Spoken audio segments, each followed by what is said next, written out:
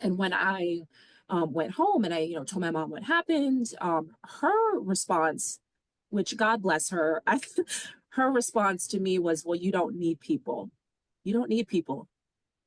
And to me now, like that's so shocking. But at 9, when your parent tells you something like that, which just seems like the gospel truth, you're like, oh, okay, I guess I don't need people.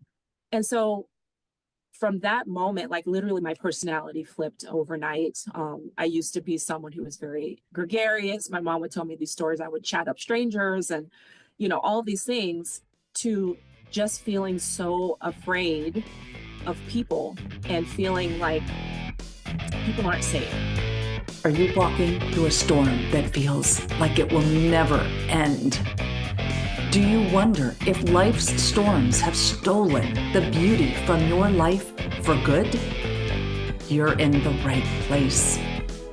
My name is Heather, and like you, I've been through a storm or two and wondered if life would ever be beautiful again. Here we share warriors' words, stories of discovering beauty after battles, and the worth in your wounds. Pick up your sword or boxing gloves and join the battle. Your words are powerful, my friends. Make them warrior words. Welcome, warriors. Claudine is a Catholic convert, physician, trauma-certified life coach, and somatic practitioner. She helps Catholic women heal their heart wounds and embody their feminine genius so they can step into their God-given mission and become who God created them to be. But before Claudine shares her story, here's a review from Christina. Grateful you are sharing these stories. Heather, thank you for sharing your diagnosis and recovery journey with breast cancer. We share some similarities with your story, and it has opened my eyes. I'm so sorry you had to endure so much trauma and healing, but what you are sharing here is powerful. It's supportive. It's life-giving. So thank you. Keep up the good work. I'll be listening in. Christina, thank you so much for your kind words. And I agree, it is so powerful when we come together to share our stories, and it's definitely life-giving. Would you like me to read your review on an upcoming episode? Go to Apple Podcasts and leave a review for the show. Who knows? I just might read your review next. And then after you leave your review, come join us in the Warrior Words community at facebook.com/groups/Warrior Words.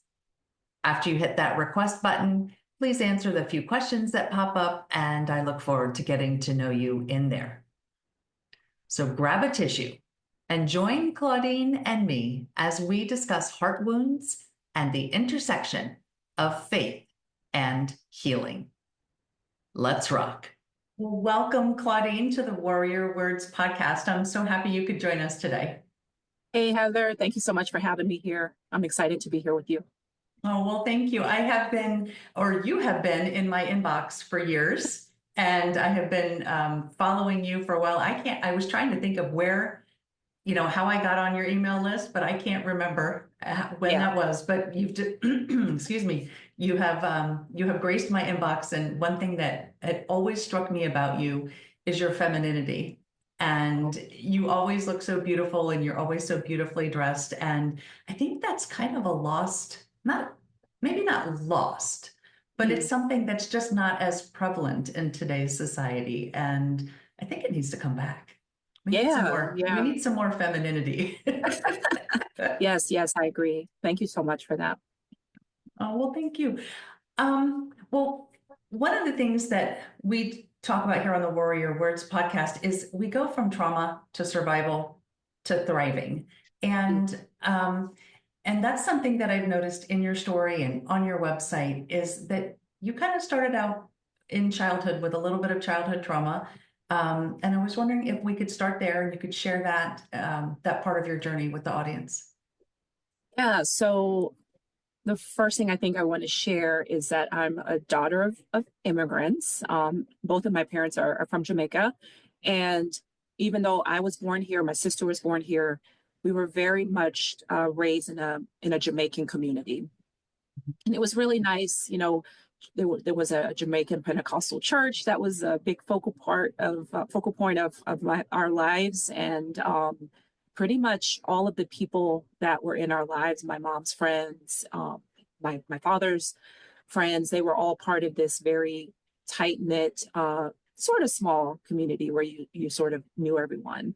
And so that's a very important part of my story, because I think anyone who has an experience of being an immigrant from another country, there's sort of that feeling of not quite fitting in with the culture, right? Not quite being the same as everyone else. The food is different, and the language, even though we speak English, the dialect, the patois, and and all those things. So there was that.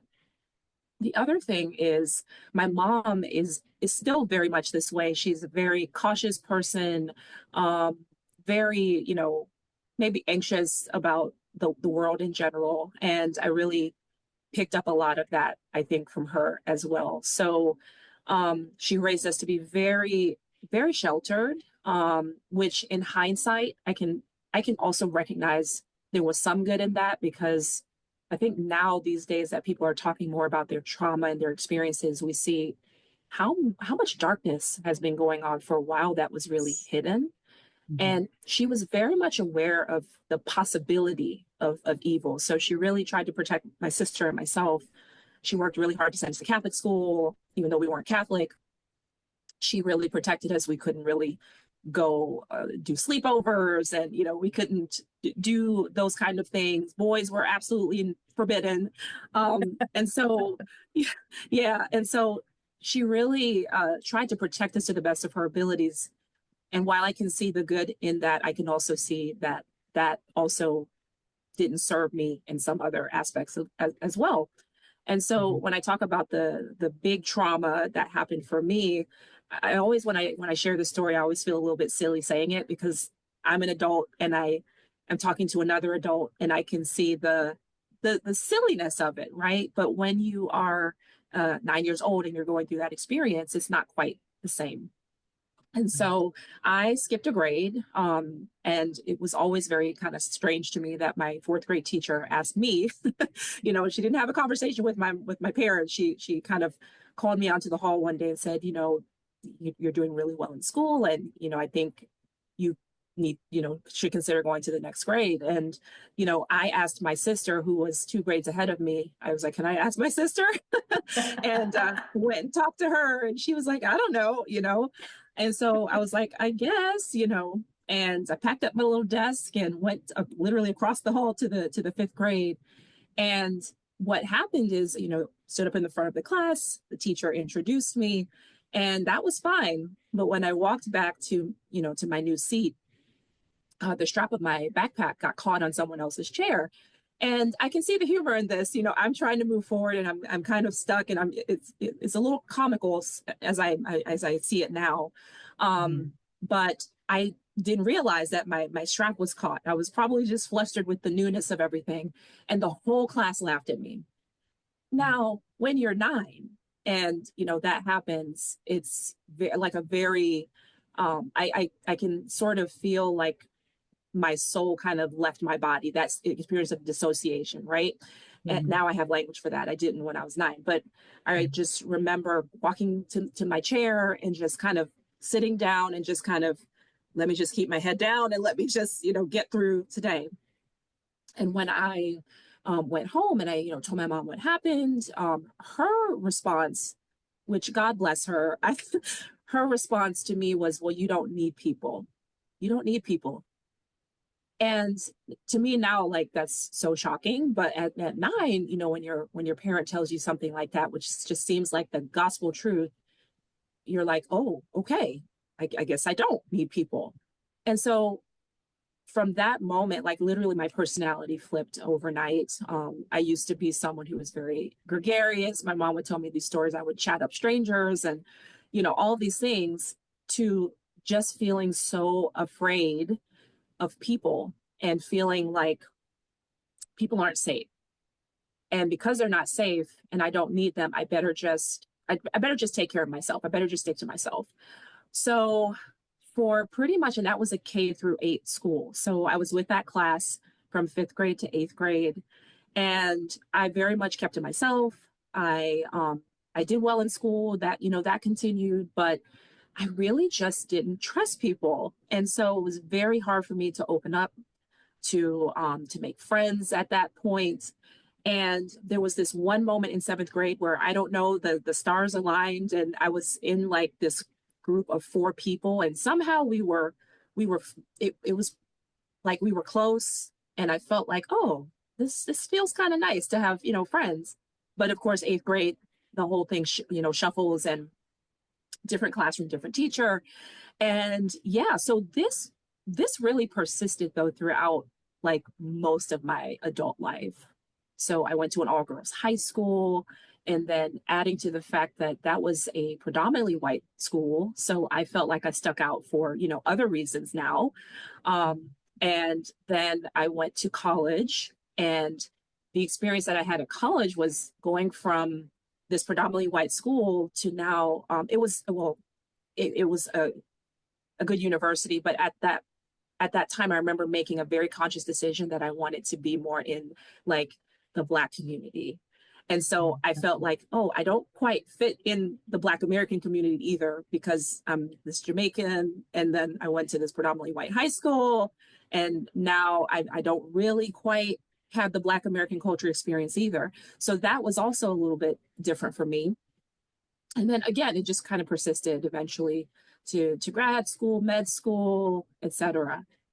And so for me, all throughout this experience, I would recognize these points where I was like, this isn't normal. Like it's very hard for me to kind of relate to people, to engage with people, to form these deeper friendships. But there would be these moments of grace along the way where I would meet a friend here, and these are people I'm still friends with today, a friend here, a friend there, and it's almost like they would see me and like pursue me, if that makes that makes sense. Like they saw something in me that I didn't quite see at that point and recognize my goodness and recognize that. And I'm very grateful for those moments and those experiences because ultimately that's what kind of helped me along the years until I got to go ahead. Yes. Oh, I'm sorry. I try not to interrupt, but what you said there though, you had kind of closed yourself off. Yes. And, and so these people were able to come and see something in you because you weren't in a position, or at least maybe you felt like you weren't in a position to reach out to them because you didn't need people. Right. And so now these people are maybe coming and chipping away at that wall just a little bit. And the other thing is that you don't need people. I say in my intro, your words are powerful. Oh, yes. And those simple words just changed a trajectory for you. And they were very powerful for you and shifted your life. Yeah, it really did. And I remember when I was, writing this all out for Sacred Wounds, and I was just like, wow, I can't believe my mom said that. Like I knew she said that to me, and I had done a lot of work around this anyway. But just like seeing it in writing for some reason just made it even more, like you said, our words are very powerful. Scripture has so many verses that remind us of the power of our words, and by our words we will be justified, by our words we will be condemned, and all kinds of things. And so yeah, and I know with my mom's own history and her past, I know where those words came from, and I know she had experienced being hurt by people. And that's the thing with trauma. A lot of trauma is relational, and we sort of learn from those experiences in different relationships. It could be familial, it could be romantic, it could be platonic, whatever. That if we are harmed in a relationship, it erodes that trust in wanting to form relationship again, right? Opening up ourselves up to that possibility. Right. Yeah, absolutely, absolutely. And then you carry it with you. I was talking with another guest recently about how, when we have this one lie or this one, I don't want to say truth, or one thing that we believe about ourselves or we believe about our place in the world, that then goes forward and impacts every single other one. So you have this cycle, and the first one's not based on an actual truth. Because Right, as a 9-year old, you didn't know that you didn't need people, right. but now as an adult, you know that. And, all of these other truths that you believed about yourself Hmm. or that you believed about the world weren't really true because they were based on that one set of words that you carried Yeah, through. it's true. And this is really one of the fascinating things about our brains and our nervous system is that there's so much information that comes to us, like millions of bits of information that our brain can't possibly process all of it. So it actively filters out things that are not relevant. And what's relevant or not relevant, well, it's the things that we already believe to be true or the experiences that we've already had. So once we have a belief, like coming from a parent that we take as fact, or we have an experience of being laughed at by the class, right? We have these filters that are kind of set up, and we start seeing the world almost like those rose-colored glasses, or put any other colored glass on that you want, right? We start seeing the world through those filters, and it's not that there weren't moments of good or that there weren't good people around me. I couldn't see them because my filters were set up for people are dangerous, you're going to get hurt, you can't trust people. So that's what I was essentially filtering. And it almost feels like it's a self-fulfilling prophecy at that point, or we're just kind of attracting and drawing in those experiences to ourselves. Because the other thing is we can't be wrong in our experience. Like we have to be right. So we will literally create the evidence, we will look for the people who actually are going to hurt us, or we'll go for the relationships where we know that person isn't right for us, but we have to prove ourselves right. So we go for that person who's going to confirm, oh yeah, people are dangerous, but you kind of knew that already, right? And it's just like, and it just, what's the word, it like anchors it in even more. Yeah. That's oh that that's just such a it's such a maybe a scary realization, that we'd rather be Yes. right and Yes. hurt Yes. than And be happy. happy and wrong. It's true. It's true. There's Oh, a part of our brain called it's the reticular activating system, and this is where that sort of science part comes in, that nerd part for me. But yeah, that's the part of the brain that's like literally scanning the environment for things that confirm what you already believe to be true. And so if you've ever like maybe there's a car that you want, a particular make and model and color, all of a sudden have you noticed you start seeing that yes. car like everywhere? And it's not that suddenly everyone's driving that car. It's that part of the brain, that RAS, that's literally looking for that car so it can show it to you and say, here's that car, here's that car. Because that's now what your filter is set towards. It's fascinating. Yeah, I always wondered why that happened. As soon as I got a Honda, I started seeing Hondas everywhere. And, as soon as I just got a yellow car, and now it's like yellow's not the most popular color to drive, but I'm seeing them everywhere. Right, right. It's very funny. It But is so funny. Yeah. yeah, yeah. So you mentioned nerding out on this, and you also mentioned your faith. So I am going to pull out a quote that I mentioned to you before we turned the recording on. And as I was looking at your website, I saw that it said, "This is where faith and neuroscience meet." So how did you go from? You've mentioned grad school, you've mentioned medical school. Mhm. How did you weave your faith and going for higher education and becoming a doctor? How does that all come together? Yeah, that's a great question. So again, I'm really grateful for my upbringing, even though now that I'm Catholic, I'm still very grateful for that Pentecostal background because I feel like that's my foundation, that's my core. I had my mom, still have my mom's prayers and people, in our church community from the past, praying for me in a powerful way. And I think that kind of adds a different element to my Catholic faith now.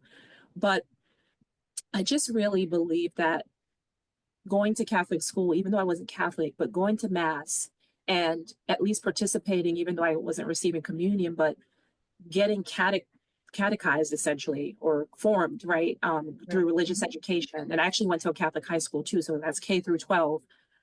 There were always these moments where I know God was always with me through all of it. And even though when I got to college, like a lot of people, I stopped going to church, like not because of this rebellion or just revolting against religion. It wasn't anything like that. But I just remember just having that sense of, well, I can have a relationship with God personally. I can continue to do that.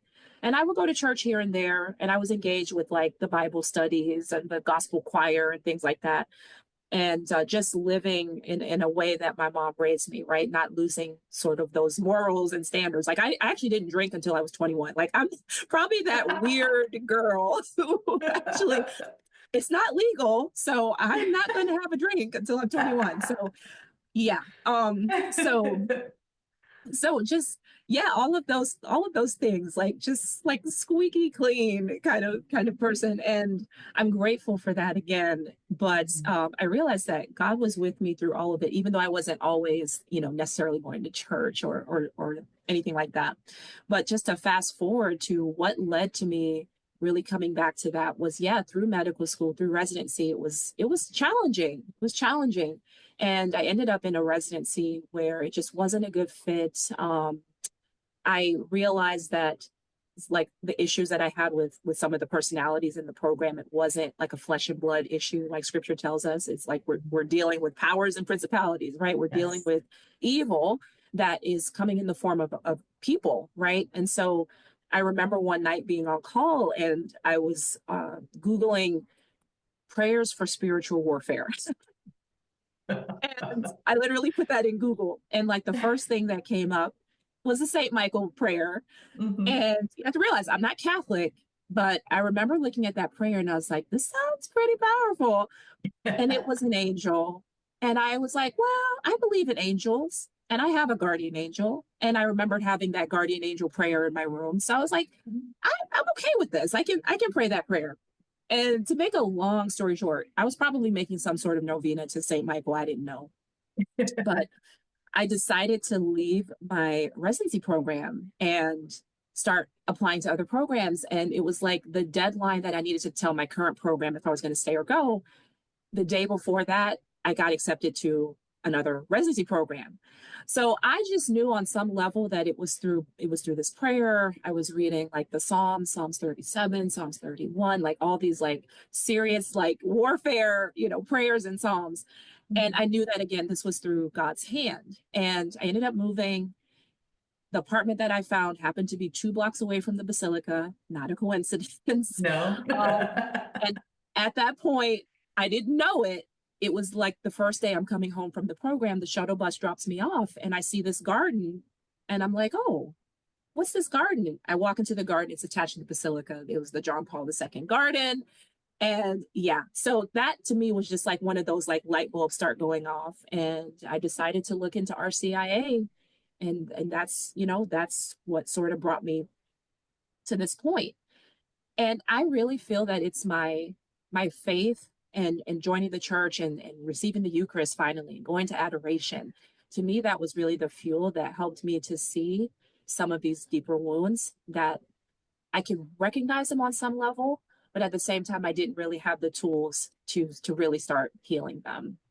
So it actually was the year after I converted. So 2013, I started working with a life coach and started really processing through some of these traumas and yeah, taking a deep dive into personal development. Now, a lot of personal development is secular, right? And at that time, there weren't a lot of Catholic life coaches or, Catholic mindset coaches, or that just wasn't a thing back then.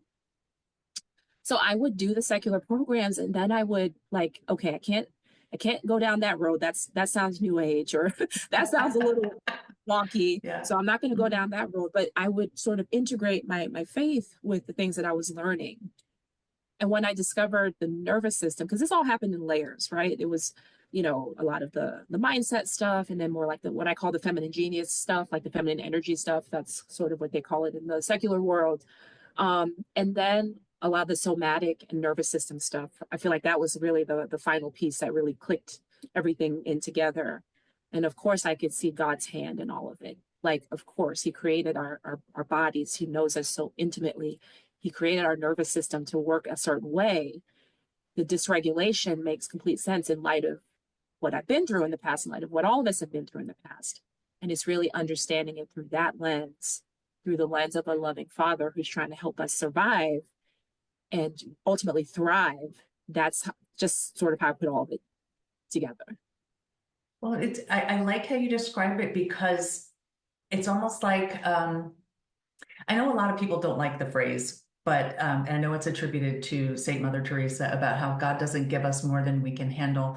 And I think, and I think that what really should be attached to that is more than we can handle without him.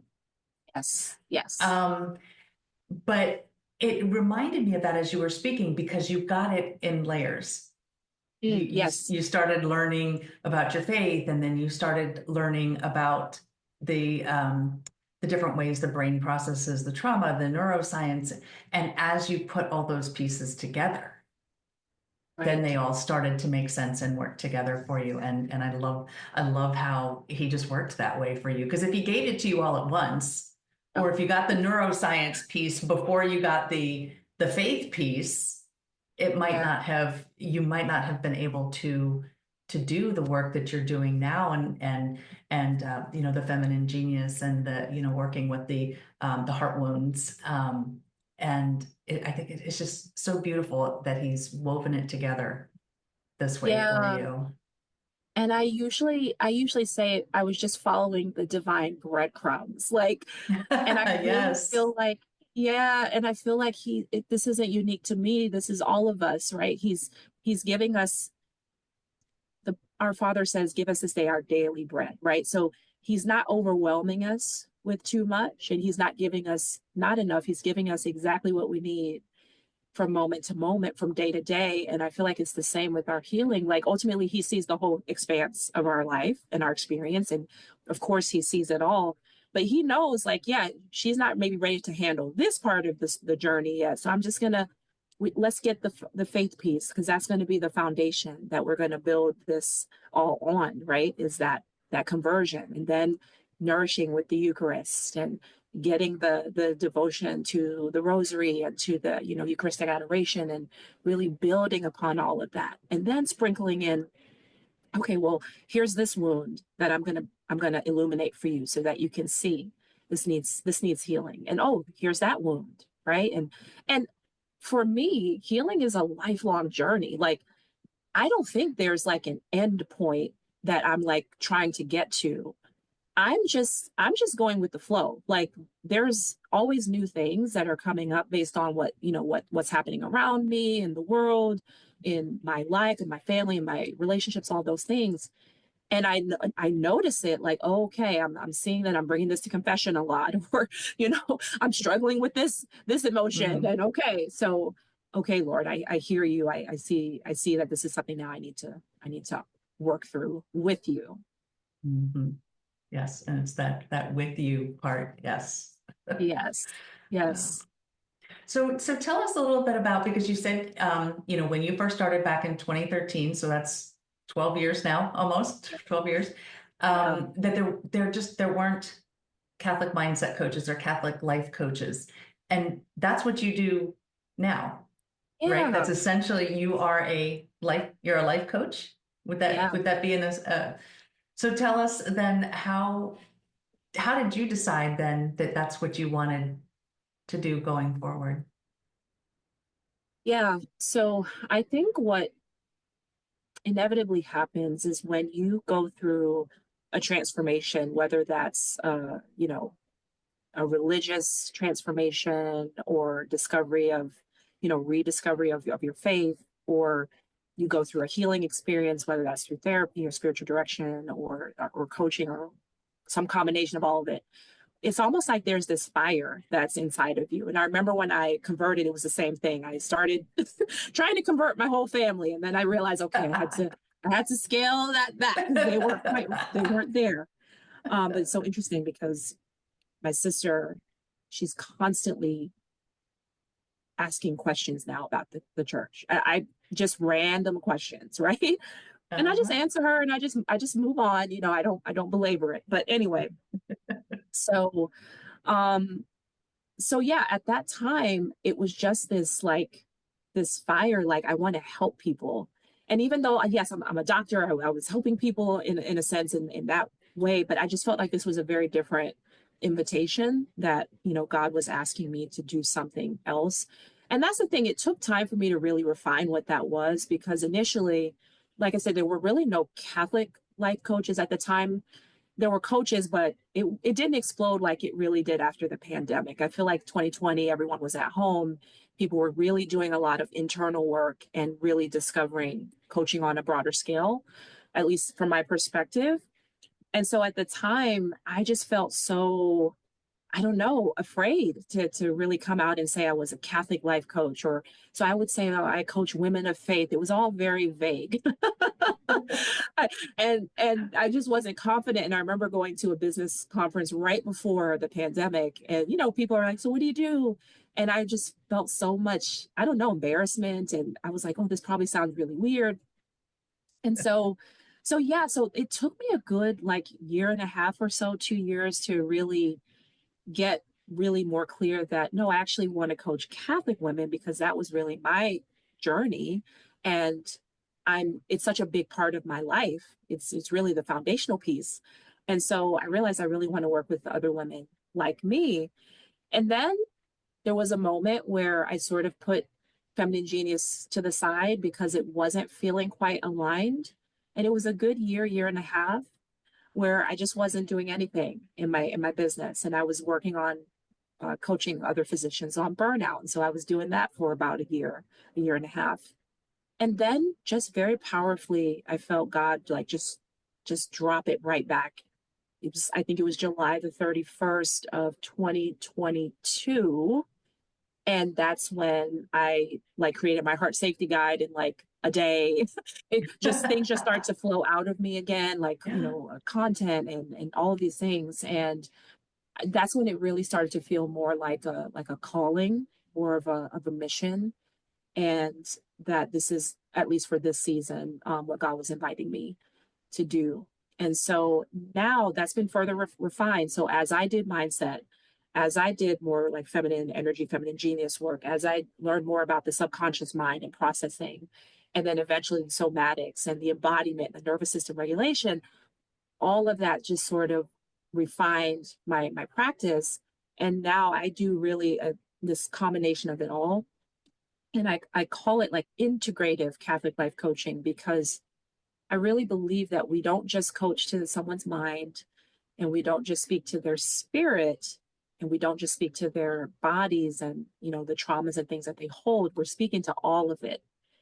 And it's all because we're a reflection of the Holy Trinity. So we're mind, body, and spirit. And so I can't just separate out, oh, it's only a mindset issue, or it's only a spiritual issue, or it's only a somatic issue. It's usually some combination of all three. Now, there may be different ratios depending on what we're working on in a particular moment or session. But what I have found is really integrating all of that to be the most powerful for me, but also for my clients. It's wonderful. I have to admit, I don't know as much about the whole somatic side of things, Yeah. but I am open to learning. Yeah. I'm open to learning that. Yeah, that would be definitely new for me. And it's ironic because in college I was pre-med and I was a biochem kind of person, and then I discovered psychology. Yeah. So, Yeah. so, Well, I was joking earlier. I I feel like I missed my calling as maybe a psychologist or a psychiatrist, potentially. But I'm like, we're good. We're good right here. God is Mhm. putting all these random pieces together that don't Right. seem to fit. He's making them fit. So God is good. yes, yes, Yes, he he is. is. He is. So, well, one of the things that I like to talk about, and you've kind of you've dropped those breadcrumbs along the way, Yeah. but I like to talk about beauty, and I think that really goes hand in hand with the femininity that I see in you and that I see on your website. Not that beauty has to be feminine, but I think that they are linked. Um, but if you could look back and see maybe one or two specific moments that really stood out to you as moments of beauty as you traveled from you don't need people Mm. to now you want to help women, specifically Catholic women, because that's a huge journey there. Uh, But it is. And, I'm thinking about that verse, how God creates beauty from ashes, and how he's really the only one who can do that, right? Who can take a horrible death like a crucifixion and have it be the source of our salvation, right? and right. and the means of restoring our connection with God. And so there's definitely a beauty in that. There's a beauty in the suffering, there's a beauty in the wounding, there's a beauty in the passion. And it's like we can only see that when we can see it more clearly. Let me say it that way. We can see it more clearly when we're heading to the other side of it. Doesn't mean we need to be completely on the other side of the wounding, but we're heading in that direction, and we can look back and see, okay, this was a bad experience, but if I actually didn't have that experience, I wouldn't have had all of these other positive experiences after that, right? Maybe I wouldn't have met this particular person. Maybe I wouldn't have become Catholic, right? If I didn't go through that experience in residency, I don't know if I would have gone and become Catholic, because that really was the ignition for that whole journey. So if I Mhm. never moved to Baltimore, I have no idea what would have happened, right? And so for me, the beauty is really recognizing that, first of all, God doesn't make mistakes. And if he is allowing suffering, not he doesn't cause it, but if he's allowing us to experience some suffering, that's because he knows that there's something on the other side of it that he's going to get out of that, right? He's going to somehow get the glory, and ultimately that's what we want to do, is to give that glory back to him. It's not because of me, and it's not because of the coach or whatever. It's because of him bringing me through that and getting me to that other side and helping me to see the truth of myself and the truth of people, that yeah, people are good. Not everybody, but overall we're fundamentally good, I believe, because that's Yeah. what God said when he created us. Right. And we're And made in his image, right? we're made in his So image, yeah. And that even if it can feel like, yeah, some people are going to feel unsafe or actually be unsafe for you. Not everybody's Mhm. going to be safe for Right, you. right.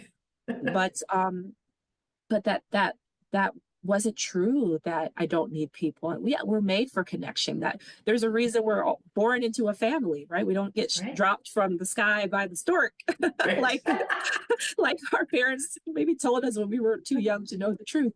But that yeah, there's a reason that he created this ecosystem of how the world, sort of functions together, and how we fit in that world, and how we fit with one another. And so for me, I'm going to say my conversion was definitely one moment of beauty um, in my life, that I can, very clearly see God's hand in that, and guiding me through that.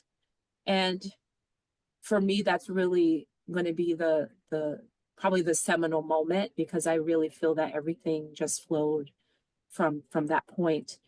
And if I had to identify another moment of beauty, I don't know that I could just put this all into one particular moment, but I think really just coming into my own as a woman and as a daughter of God, and just my identity as a woman, because I think well, we know from Genesis that there's this warfare between, Satan and Our Lady, who is the representation of femininity and the feminine genius par excellence. And so Satan hates women. Clearly, he hates women. Yeah. And so he does everything in his power to make us doubt our worth and our enoughness and our beauty, and not just physical beauty, but just inner beauty. And I think really coming to that place of healing that part of my femininity, and really believing all of those things that God tells me about myself through scripture. To me, again, it's not one moment that I can identify, but I'm going to say that whole journey and process. And that is beautiful beauty. Yes. So if people would like to work with you, how can they come find you? Yeah, so my website is www.embodiedcatholicwoman.com. And yeah, that's really where I speak to this idea of embodying our feminine genius and ultimately becoming who God created us to be. Because that to me is the end goal and the purpose. It's not becoming embodied for embodiment's sake. It's not becoming healed for just the sake of healing, but it's ultimately to do what God has created us to do, because He created each one of us with a mission and a purpose. And yeah, it's just a matter of healing enough and figuring out what that is so we can go do it. Yes. All right. Well, I'm going to make sure that I put your website in the show notes. And I think you mentioned that you had had a gift for our listeners. Oh yeah. So I'm going to share with your listeners the Heart Safety Guide, which was that guide that I mentioned that I created when I had that reinvigoration in my business in 2022. But it's essentially a 13-page workbook where I really help Catholic women to see some of the areas where they may have trauma. And I know trauma is such a loaded word, and Yeah. oftentimes people don't resonate with trauma if they haven't had the big T trauma experiences, but it can be so simple. It could be like being laughed at in front of the school, or it can be, you know, being teased. It can be your parents divorced, you had a sick parent, so many things. And so in the Heart Safety Guide, I really see that as an introduction for Catholic women to understand how they may have heart wounds, and then to start that process of really healing them. Wonderful. I will also put that in the show notes as well so they can pick that up.